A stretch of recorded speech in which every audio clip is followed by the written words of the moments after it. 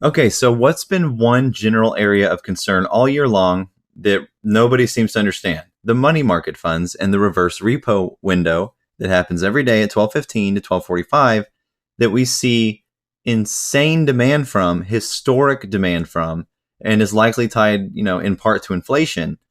We're going to talk about the money market fund ecosystem, and this is a document that was recently published. And it's literally the resilience plan for the money market funds. So there's going to be all kinds of stuff we're going to be able to learn from this and better understand the repo market as an entirety and maybe get an idea of why this is happening. Let's go ahead and take a look. So in this video, we're going to be taking a look at the policy proposals to enhance money market fund resilience. This is the consultation report from the 30th of June, 2021. From the Financial Stability Board. You'll learn about the repo market, the reverse repo market, learn about money market funds in general, and you'll learn about the money market fund ecosystem and how it all works.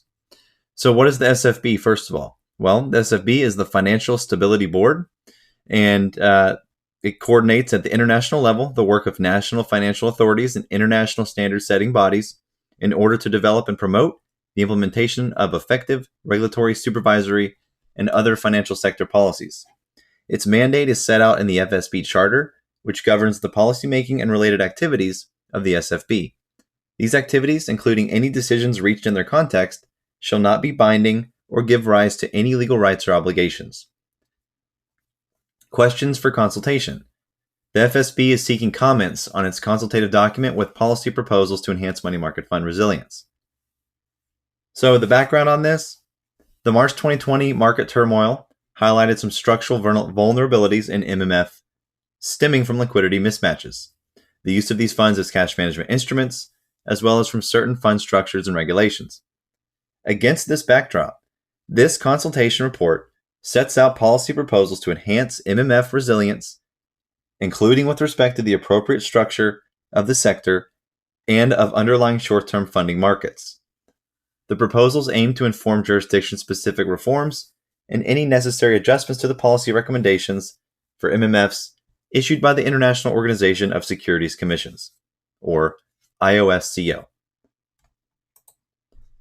So questions. There's going to be 18 questions that are asked in this document.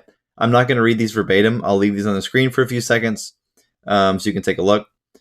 But there's 18 questions. You have 3 here. They're broken down into sections. You have the forms, functions, and roles of MMFs. I'll go ahead and read an example from each section. Number 4 here says, does the report accurately describe the ways in which MMFs are structured, their functions for investors and borrowers, and their role in short-term funding markets across jurisdictions? Are there other aspects that the report has not considered? And then a question from the policy proposals to enhance MMF resilience. Does the report appropriately categorize the main mechanisms to enhance the MMF resilience? Are there other possible mechanisms to consider? Should these mechanisms apply to all types of MMFs? Then you have a considerations in selecting policies section here. Question 13, are the key considerations in the selection of policies to enhance MMF resilience appropriate? Are there other considerations that should be mentioned? There is a short-term funding markets. This is the more relevant ones for our situation here. Does the report accurately describe problems in the structure and functioning of STFMs and how these have interacted with MMFs in stress periods? What other measures should be considered to enhance the overall resilience of STFMs? How would those measures interact with MMF policy reforms? And how effective are they likely to be in preserving market functioning in stress times? So again, the purpose of this consultation report sets out policy proposals to enhance the money market fund resilience. The proposals from part of the SFB's work program on non-bank financial intermediation and are intended to inform jurisdiction-specific reforms and any necessary adjustments to the policy recommendations for MMFs. Enhancing MMF resilience will help address systemic risks and minimize the need for future extraordinary central bank interventions to support the sector. So there it is right there. The money market fund sector is being supported by the central bank. So our Fidelities, State Streets, our issuers, they're being supported by the central bank. So some features of MMFs and their uses may also give rise to the system-wide vulnerabilities. For example, similarities in portfolios may present contagion risks among MMFs, as strains on one fund may affect others that hold similar assets. Common features in fund structure and regulation, such as thresholds, may cause investors to react to news about one fund by redeeming shares from another fund. The usage of MMFs for cash management and specialized financial functions, such as to meet margin calls, may add a common component to MMF flows that exacerbates stress. The susceptibility of non-public debt MMFs to sudden and disruptive redemptions and episodes of stress has been evident in a number of jurisdictions and triggered by different shocks, most notably in the US and Europe in September 2008 and March 2020. So let's look at this again.